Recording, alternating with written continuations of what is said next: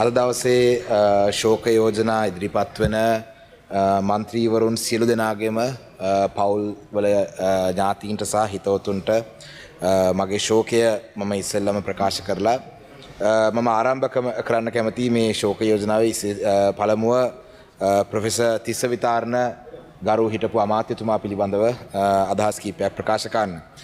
ගරු තිස්ස විතාරණ අමාත්‍යතුමාත් මං හිතන්නේ එතුමාගේ පාසල් අධ්‍යාපනය මහනුවර ත්‍රිත්ව විදුහලේ ලැබපු අමාත්‍යවරයෙක්. ඉතින් මමත් ත්‍රිත්ව විද්‍යාලයට ගියේ. ඉතින් ඇත්තටම ප්‍රොෆෙසර් තිස්ස විතාරණ වගේ පුද්ගලයෙක් මෙම රටට කරපු සේවය පිළිබඳව මම ගියපු පාසල වෙනුවෙන් උත් මම ඇත්තටම ඒක සතුටට පත්වන කාරණයක්.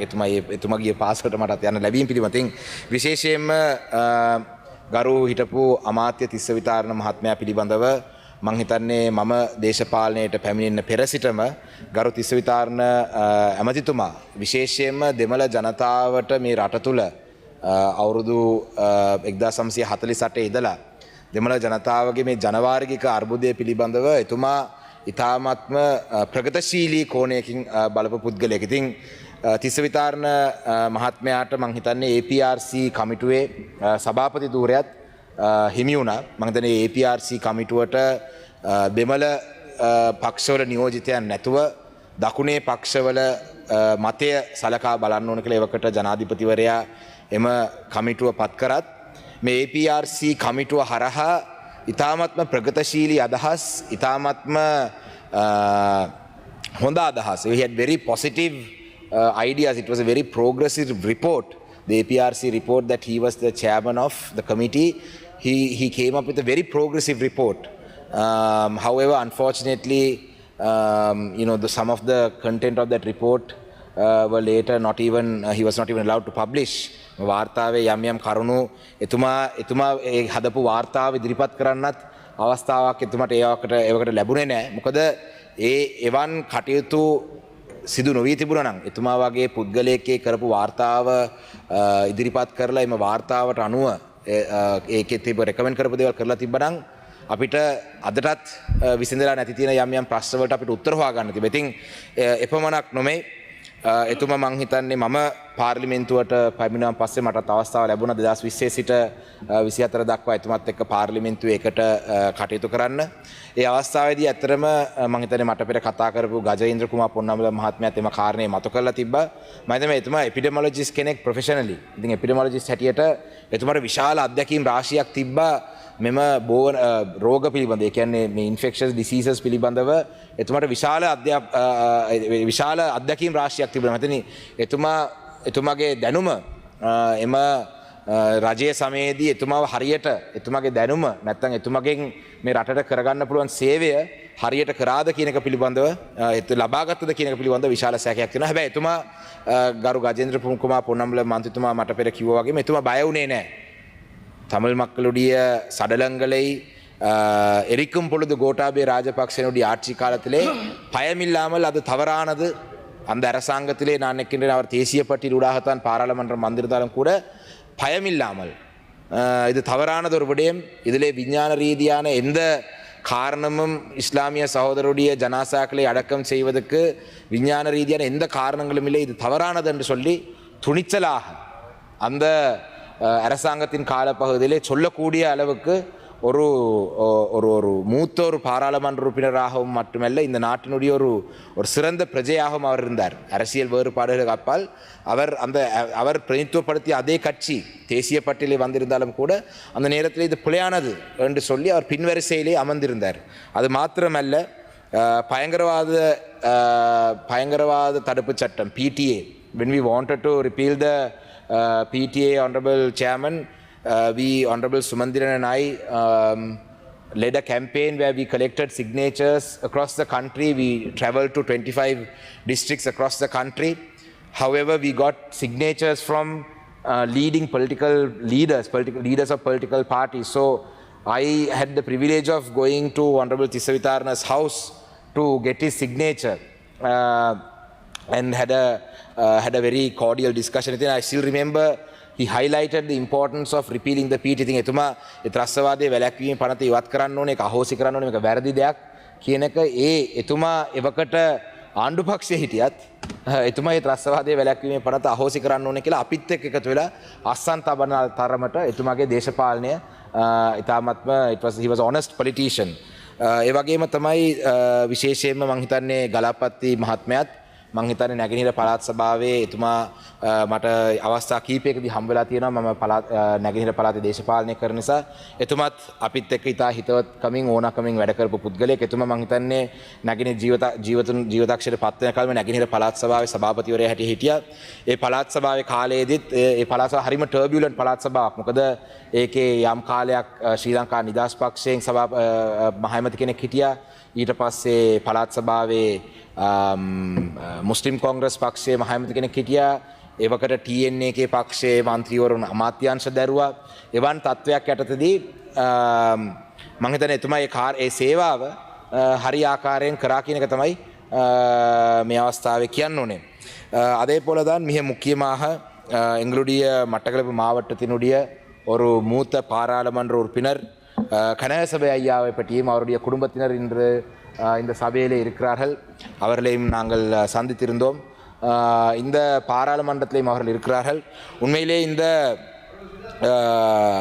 கனகசபை ஐயாவை பற்றி நாங்கள் பேசுவதாக இருந்தால் அவர் என்னுடைய நான் வசிக்கும் கிராமம் களுவாஞ்சிக்குடி, அதுக்கு அருகாமையில் இருக்கும் கழுதாவலை பிரதிநிதித்துவப்படுத்துகிற ஒருவர்.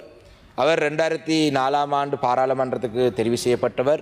அவர் பாராளுமன்றத்துக்கு தெரிவு செய்யப்பட்ட காலப்பகுதியில் நான் நினைக்கிறேன் 2004ஆம் ஆண்டு அந்த தேர்தலிலே இந்த தேர்தல் விருப்பு வாக்கு முறை அதாவது ப்ரெஃபரன்ஷியல் சிஸ்டம் வந்த காலப்பகுதியிலே இருந்து கடந்த 2024ஆம் ஆண்டு பாராளுமன்ற தேர்தல் வரைக்கும் மட்டக்களப்பு மாவட்டத்துடைய வரலாறிலே அதிகூடிய விருப்பு வாக்குகளை எடுத்தென்ற அந்த ரெக்கார்ட், அந்த பெருமை அவருக்கு தான் சேர்ந்தது. இது 2004ஆம் ஆண்டு, அதனை தொடர்ந்து 2010, 15, 20 இந்த அனைத்து தேர்தலிலும் இந்த 3 தேர்தலிலேயும் அவருக்கு கிடைத்த அந்த வாக்குகளை வேறு எவராலையும் எட்ட முடியாமல் இருந்தது. உண்மையிலே அது ஒரு மிகவும் ஒரு முக்கியமான ஒரு விடயம். அதோடு சேர்த்து சொல்ல வேண்டும், அவர் நான் அறிந்த வயதிலே 2004ஆம் ஆண்டு அந்த பாராளுமன்ற தேர்தலை வெற்றி பெற்று வந்த முதலாவது தேதியிலே அவர் சொல்லியிருந்தார், இதுக்கு மேலே நான் தேர்தலில் போட்டி போட மாட்டேன், இது என்னுடைய நான் தேர்தலில் போட்டி போடும் இறுதி தேர்தல் என்று சொல்லியிருந்தார். அவர் பலர் அப்படி சொல்லுவார்கள், தேர்தல் காலத்திலே சொல்லுவார்கள். ஆனால் அதுக்கு பிறகு அதை நடைமுறைப்படுத்த மாட்டார். ஆனால் அவர் சொன்னது போலவே அவர் ஒரே ஒரு தேர்தல் தான் கேட்டிருந்தார். இந்த 2004ஆம் ஆண்டு தேர்தலில் ஒரு வரலாற்று சாதனை படைத்து அதுக்கு பிறகு அவர் எந்த ஒரு தேர்தலிலும் அவர் போட்டி போடவில்லை. அது மாத்திரமல்ல, அவருடைய பின்னணியை பற்றி அவர் படித்த இடங்கள், அவர் சென்ற இடங்கள், அவர் பல நாடுகளுக்கு சென்றதால் இவ்வாறான பல விடயங்களை இன்று சபையிலே பலர் பேசியிருந்தார். ஆனால் இன்னொரு மிக முக்கியமான விடயம், அவரும் 3 மொழியிலேயும் பேசக்கூடிய ஒருவர். நான் நினைக்கிறேன் இந்த சபையிலே இந்த சபாநாயகருடைய குழுவிலே சபாநாயகரோ பிரதி சபாநாயகரோ இல்லாவிட்டால் குழுக்களின் தவிசாளரோ இல்லாத நேரத்திலே இந்த சபைக்கு தலைமை தாங்கும் பொறுப்பை வழங்குகிறவர்களே மிக பிரபலியமாக அவர் இருந்ததாக பேசப்படுகின்றது. ஏனென்றால் அவர் 3 மொழியிலே பேசக்கூடியவர்.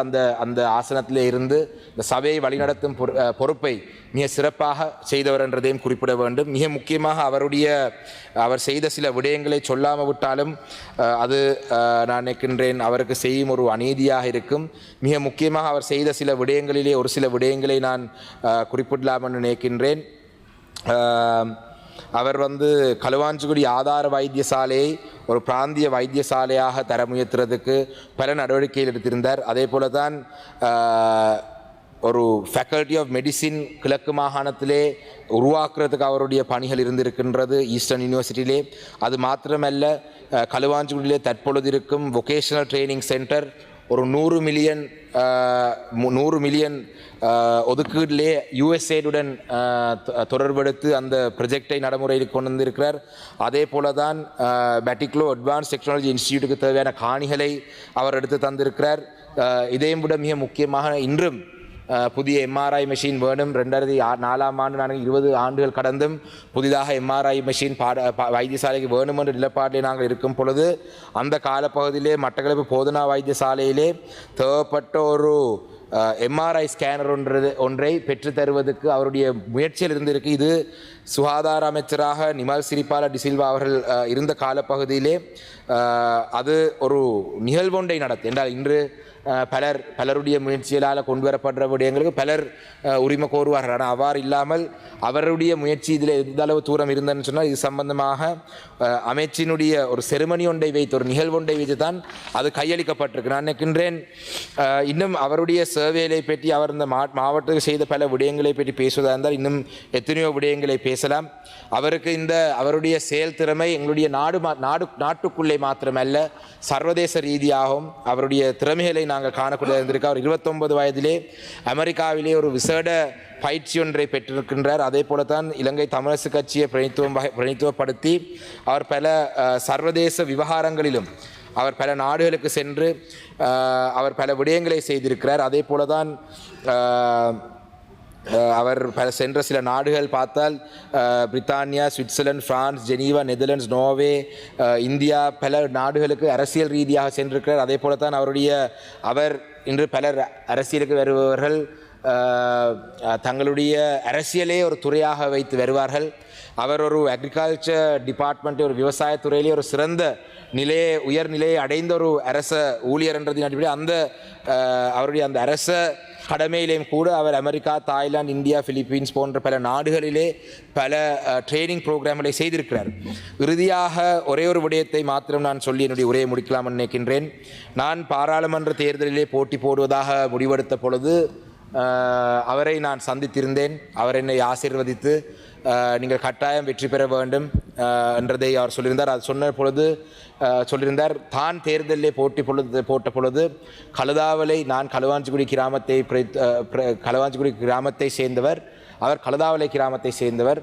களுவாஞ்சிக்குடி கிராமம் தனக்கு ஆதரவு அளித்தது போல கழுதாவளை கிராமம் முழுமையாக உங்களை ஆதரிக்க வேண்டும் என்று நான் விரும்புகிறேன் என்ற வார்த்தை அவரை நான் தனியாக சந்தித்ததை சொல்லியிருந்தார்.